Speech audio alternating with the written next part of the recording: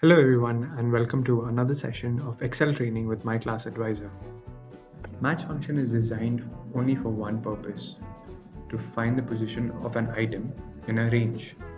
So let's try to find what's the position of the month of December in the range of the months. So we'll start off the formula with match.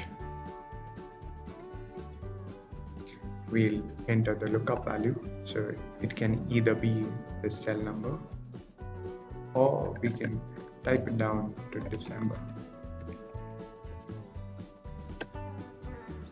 Let's look at the first 10 rows,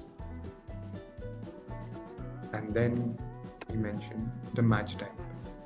So in this instance we need an exact match, so we'll enter the value of 0.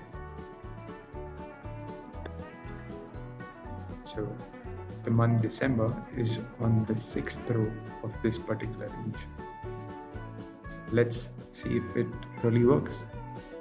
1, 2, 3, 4, 5, 6. There you have it. That's how match function works. Thank you for watching our video on My Class Advisor.